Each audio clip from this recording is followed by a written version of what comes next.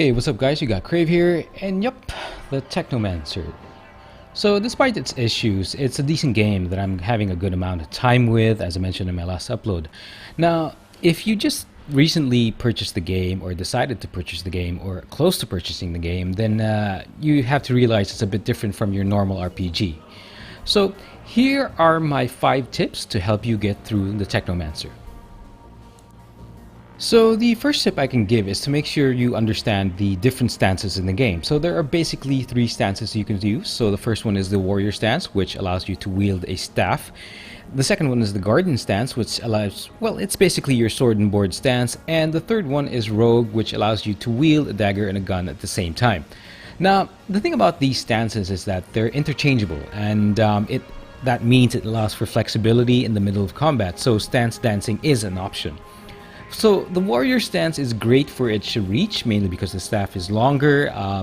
It also allows for AoE weapon damage, and it also has this extremely effective method of kicking and attacking. So basically, the stance allows you to interrupt any dangerous ability and retaliate afterwards.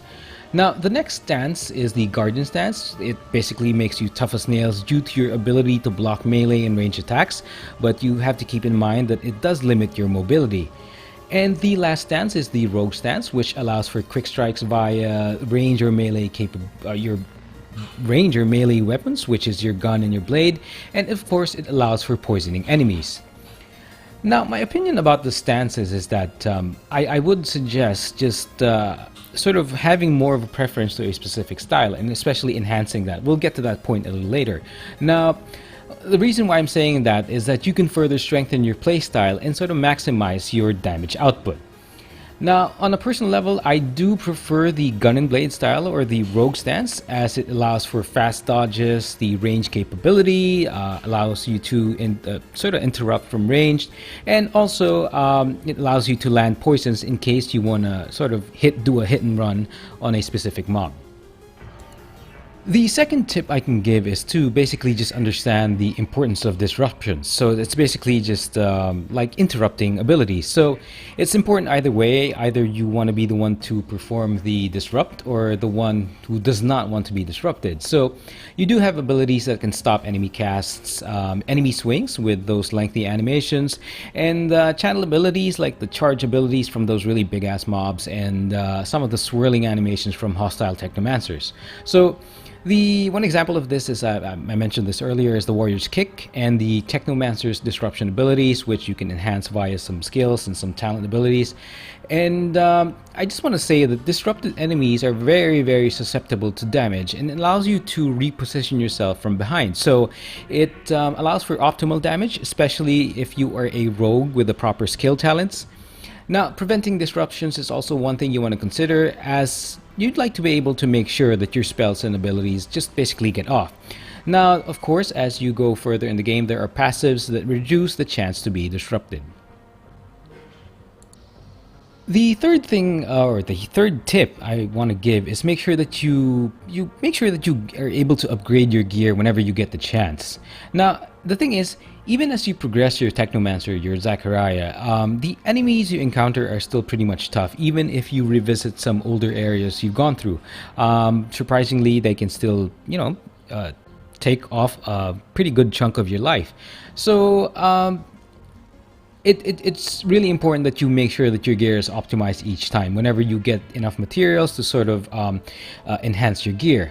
Now, getting additional chances to crit, disrupt, or getting additional mitigation from damage is very important in combat. So basically, don't stop enhancing your gear.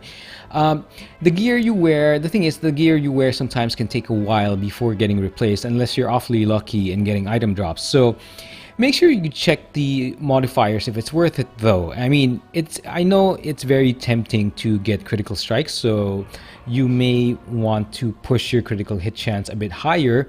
But if you think about it, if your overall critical hit chance is not that high, it might be better to just simply enhance your base damage for a weapon, as it allows for a steady damage output.